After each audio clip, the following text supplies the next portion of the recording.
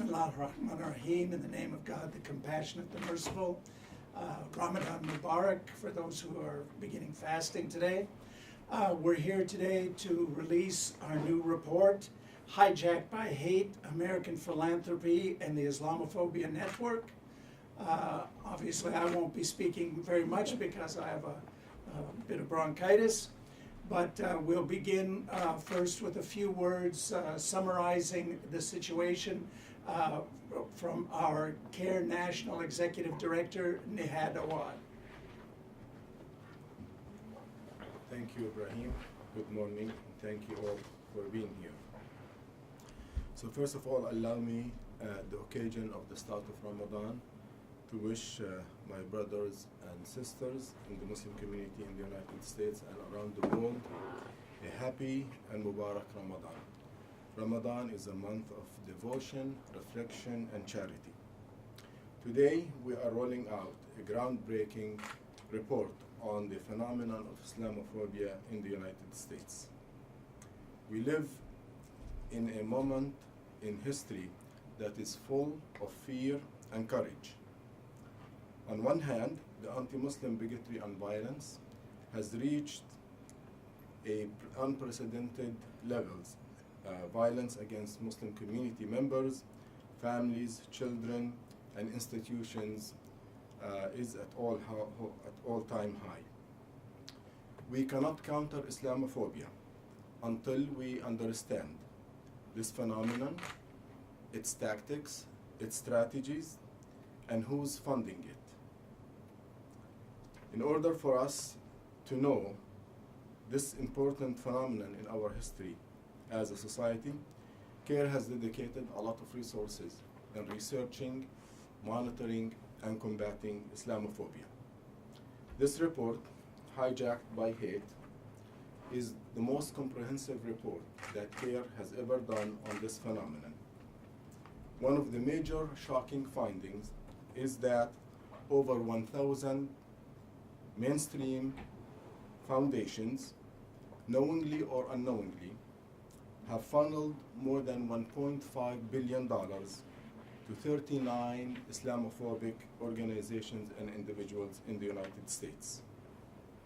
The second major finding is that the Trump administration has employed many of these individuals and organizations to shape policies against American Muslims and other minorities.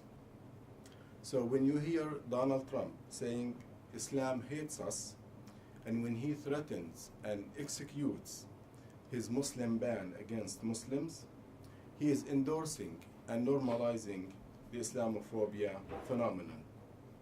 As a result, we have seen increased violence by white supremacists against Muslims, people of faith, and people of color. This violence has touched African American churches, synagogues, gurdwaras, mosques, Latino groups, migrants, and so on. We keep in mind the terrorist attacks that happened against these communities, including the terrorist attack that happened against Muslims in New Zealand.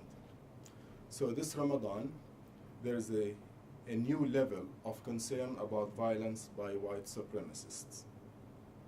So mosques today are having increased security. You will be seeing security guards as a new reality of mosques in America today. At the same time, we have seen the rise of American Muslim political success. In the past 3 years, more than 276 Muslims ran for public office and 131 won seats at the local, state, and federal level, including Rashida Tlaib and Ilhan Omar gaining 2 seats in the U.S. House of Representatives. In conclusion, American Muslims are fighting fear with faith, facts, engagement, and through building alliance. Our motto has been, an attack on one community is an attack on all of us. I would like to thank Dr. Abbas Berzegar, who's heading the Research and Advocacy Department, who came up with this report, and Zainab Arain, who did most of the research on this important study. To conclude, if you would like to understand Islamophobia, its network, its funding, its impact on American Muslim lives, this is the report that you need to get from www.cair.com. Thank you.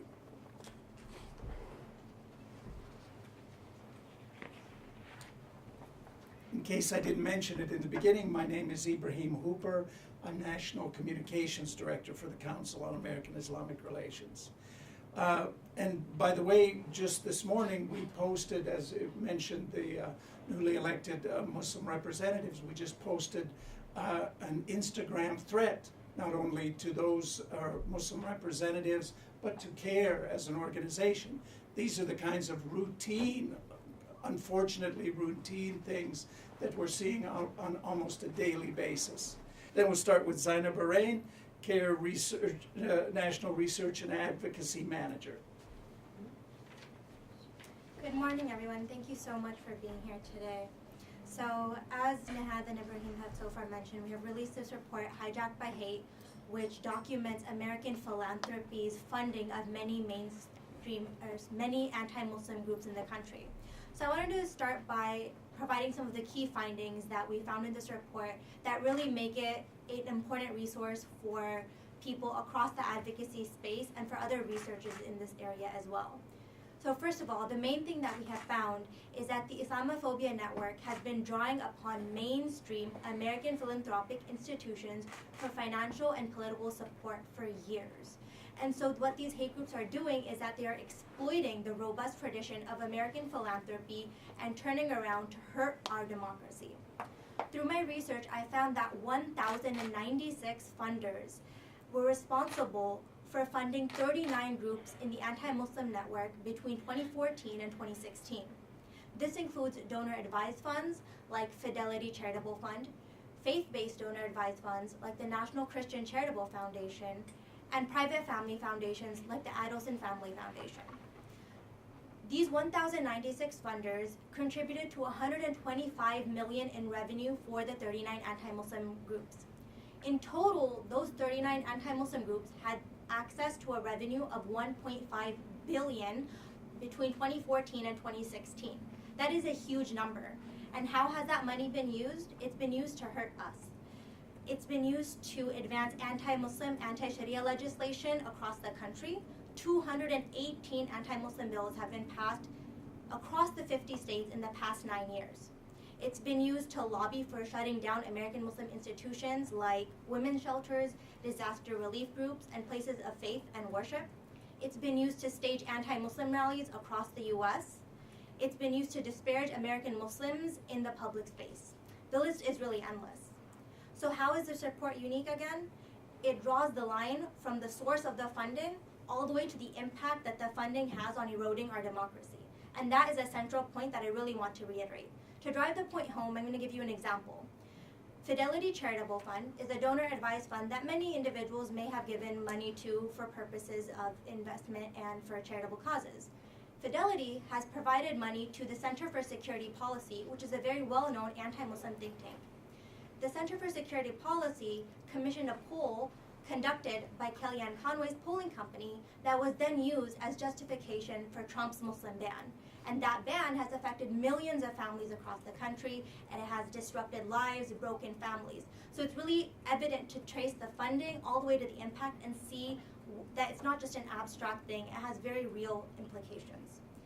When it comes to methodology for this report, what I first did was I gathered all the anti-Muslim groups that CAIR had previously identified in its 2016 Islamophobia report, Confronting Fear, and I used those and measured them against a metric that we developed on what is considered to be an Islamophobic organization. The metric can be found both within the report and on our website online at www.islamophobia.org. Using that initial set that was then constructed, I went and researched each individual group in an online database called GuideStar to acquire the Form 990s, which are basically your tax returns that show what your total revenue is, and if you're a funding organization, who you have given money to. But many organizations like Act for America or Center for Security Policy were on the receiving end of the funds. So how did I determine who was funding them? I used the foundation directory online. It's another online database that allows you to see which foundations, which grant makers are funding which groups across the country. So through that process, I developed an enormous database that has thousands of data points covering the 1,096 funders, who they gave money to from each year from 2014 through 2016, and the exact amount of money given to each of those 39 anti-Muslim groups. For the 39 anti-Muslim groups, I looked at their total revenues across the 3-year period to aggregate that and to get the 1.5 billion number for total revenue capacity. Those are the key findings, and I'm now going to turn it over to Dr. Abbas, who will go more in depth into the advocacy side of this. Thank you.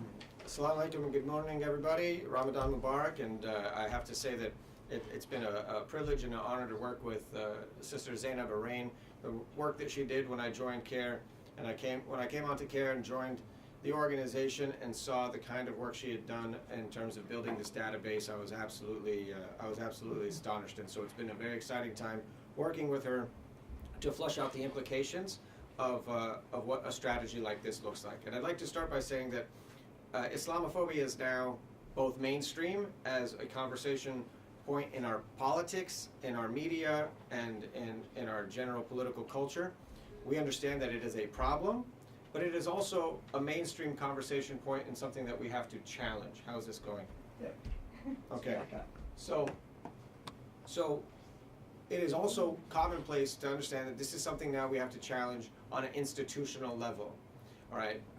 It is all too easy for people to consider Islamophobia or racism to be a personal problem, an interpersonal social issue. But what we're trying to do with this report is take that conversation to a higher level and make people remember that the kind of power, the kind of institutions, the kind of laws and legal mechanisms that are in place that enable this kind of hate and bigotry need to be understood better, they need to be challenged better. And that's what we've tried to do with this report by showing the entire story, the flow from funding sources, anonymous donors, mainstream foundations, philanthropies, Islamophobia network, and then impact on our society. So Islamophobia should not be passed off as simply an interpersonal problem of racism or personal opinion or attitude. Instead, it has to be understood for its structural context, its legal context, and that's what we're really trying to get after here. There are a couple of things I'd like to say about the role of foundations in all of this.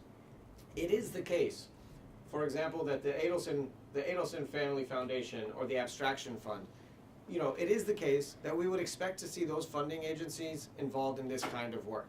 They're ideologically oriented. Adelson was, I believe, Trump's biggest private donor. Millions and millions of dollars going to kind of promoting certain types of far-right politics in this country. This is America. We believe in free speech, right to assembly. Everybody can donate to who they want to. But what we fear is that Schwab, Fidelity, Vanguard, even mainstream conservative groups like Donors, that these groups are being used by Islamophobia networks, are being used by sort of hate mongers to funnel money into places where they don't want to show up and say, yes, I funded so-and-so. So I'm going to use a reputable bank. And the banks themselves are unequipped.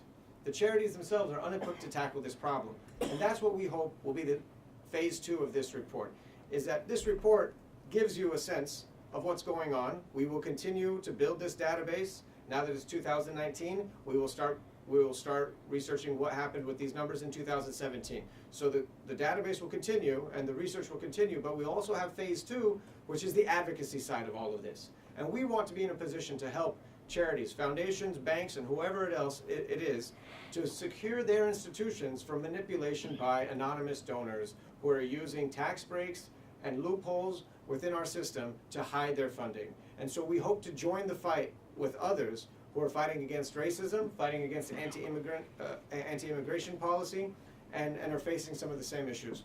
And so we will begin working now over the next 6 months to build out a national campaign, discreetly approaching some of these foundations and talking to them about ways that they can implement some procedures and some mechanisms to prevent this from happening again. And hopefully with that, inshallah, we will be sending Islamophobia back to the fringe and back to the margins. Did you want to go through it again? So this, I just wanted to go through a couple of more slides. The report shows the mega funders of the Islamophobia industry. Here we have the top 18 foundations that have contributed to the Islamophobia industry, and at the very top of them, overwhelming, kind of without a second place, is the Christian Advocates Serving Evangelicism, Inc. And then we scroll down and we have a number of others, but you'll find that Schwab is right at the top with 5.6 million. The Adelson Family Foundation, 6.1. You have to stay next to the mic. The Fidelity Charity, 8.7. What's number 2 there? National Christian Charitable. National Christian Charitable Foundation, 15.7. So these are quite disturbing numbers. Those are the top 18, and the way that we categorize this was within the period of 2014 to 2016, any foundation that gave a total of over $1 million during this time. We've also provided some technical sort of assistance on this in this report. Tax breaks, donor advised funds, foundations, charities, it can be a little bit complex. And so the report is not simply a report about data and giving you some information. Instead, it can really be taught as a kind of learning tool. You'd be used as a learning tool, almost as a textbook, so that you can understand what a donor advised fund is, how it's used, and how this process works. Again, this is a template for both information and advocacy. We've also taken the step of really demonstrating how this is connected, how this phenomenon is connected to the Trump administration by identifying and profiling certain individuals within the administration, how they got there, and how they're connected to the Islamophobia network. And the real frightening part is that, again, maybe just 5 years ago, especially 10 years ago, you heard hate mongers and anti-Muslim groups on the fringes of society, on a random blog, with a random presence in the media, and now they're actually shaping policy, and it's quite frightening, and we have to put a stop to it. We also have a complete visual aggregate now of the history of anti-Sharia legislation over the last decade, state by state, and you can sort of monitor this. So Hijacked by Hate, that's the report. There's a lot of great information in there, and then we hope that you'll be in touch with us. CAIR.com as well as Islamophobia.org for more information. All right, well, that wraps it up. Thanks for coming. We're available, anyone here, for one-on-one interviews. But again, go to Islamophobia.org to read the entire report. Thank you. Assalamu alaikum. And Ramadan Mubarak.